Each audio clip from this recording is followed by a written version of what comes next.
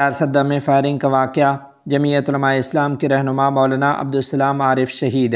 تفصیلات کے مطابق چارسدہ کے علاقے تھانہ مندنی کی حدود میں نامعلوم موٹر سائیکل سواروں کی فائرنگ سے جمعیت علماء اسلام کے صوبائی شورا کے رکن اور معروف دینی عالم مولانا عبدالسلام عارف شہید ہو گئے۔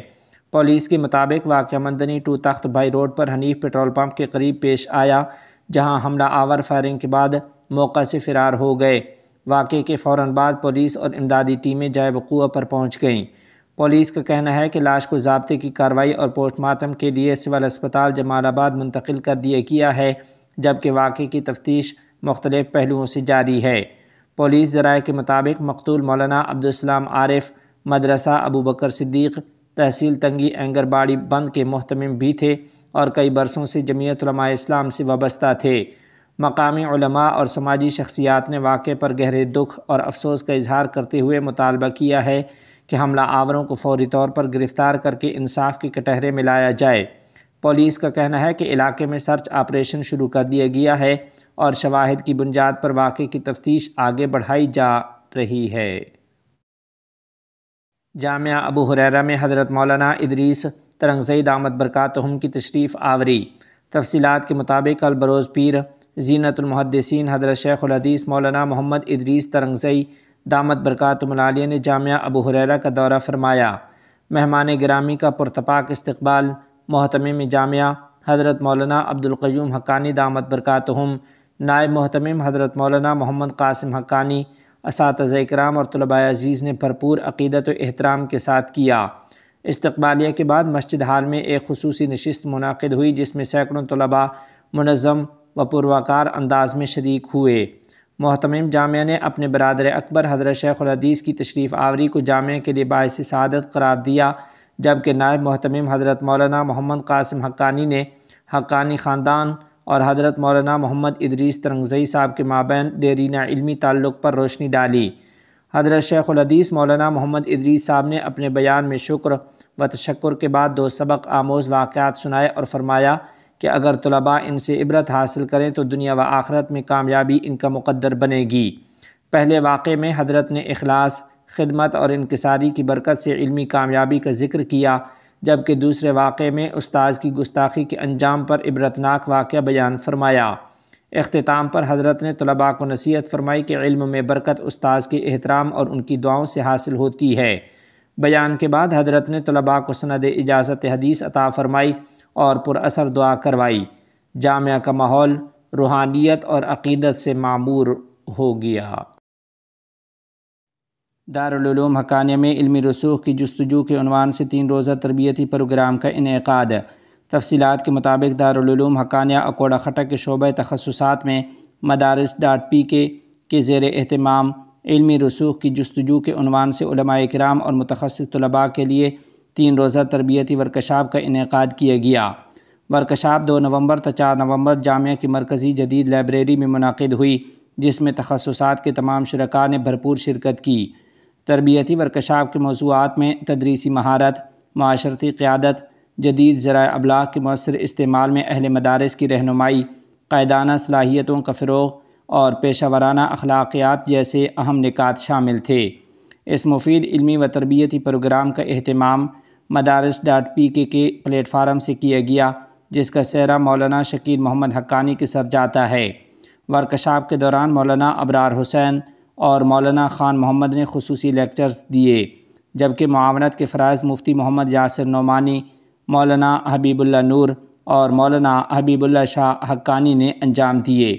اختتامی نشست میں نائب محتمم دارالعلوم حضرت مولانا راشد الحق سمیع صاحب نے معزز مہمانوں کا شکریہ ادا کیا اور شرکائے ورکشاپ کو نصیحت کی کہ یہ موضوعات عصر حاضر کی اہم علمی و فکری ضرورت ہیں۔ پروگرام کے اختتام پر شرکائے ورکشاپ میں اسناد شرکت بھی تقسیم کی گئیں۔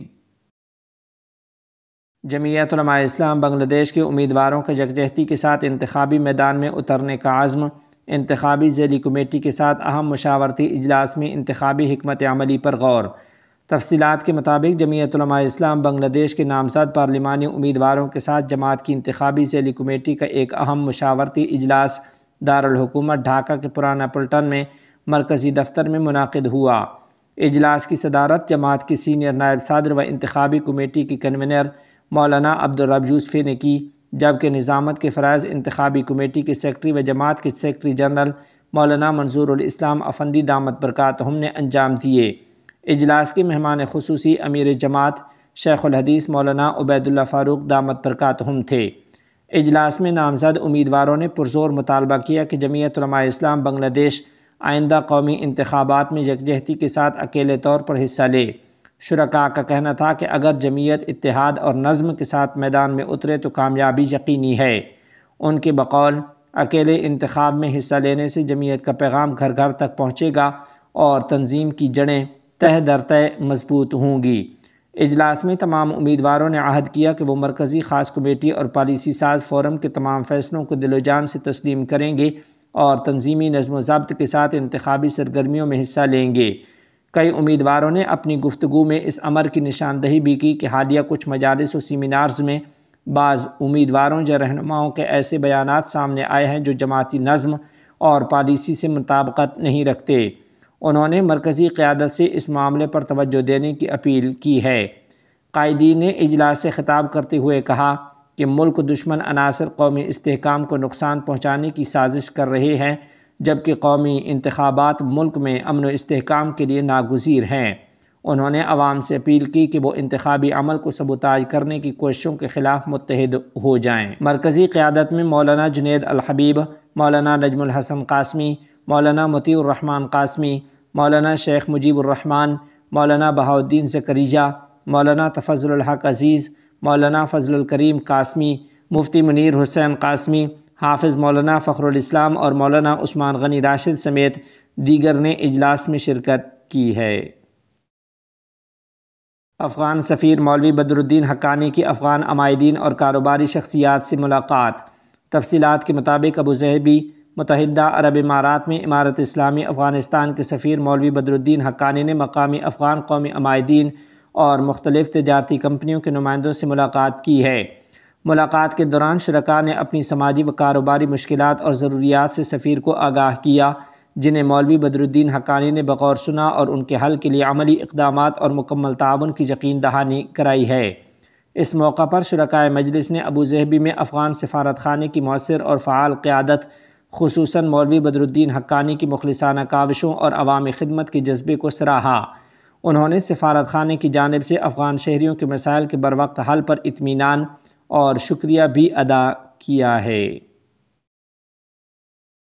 صدر احمد اشرا کی زیر صدارت اعلیٰ ترقیاتی کونسل کا اجلاس۔ تفصیلات کے مطابق شام کے صدر احمد اشرا کی زیر صدارت اعلیٰ ترقیاتی کونسل کا اہم اجلاس منعقد ہوا، جس میں ملک میں جاری سرمایہ کاریوں اور عوامی فلاحی منصوبوں کی پیش رفت پر تفصیلی غور کیا گیا۔ اجلاس کے دوران مملکت سعودی عرب میں منعقدہ مستقبل سرمایہ کاری اقدام کانفرنس کے نتائج پر بھی تبادلہ خیال کیا گیا۔ اس موقع پر صدر احمد اشرا نے ہدایت کی کہ کانفرنس کے دوران طے پانے والے معاہدات اور سمجھوتوں پر عمل درآمد کی رفتار تیز کی جائے تاکہ ترقیاتی منصوبوں کے ثمرات جلد از جلد عوام تک پہنچ سکیں۔ ذرائع کے مطابق اجلاس میں متعلقہ وزراء اور اعلیٰ حکام نے موجودہ منصوبوں، سرمایہ کاری کے مواقع اور خدماتی شعبوں میں پیش رفت سے صدر مملکت کو تفصیلی طور پر آگاہ کیا ہے۔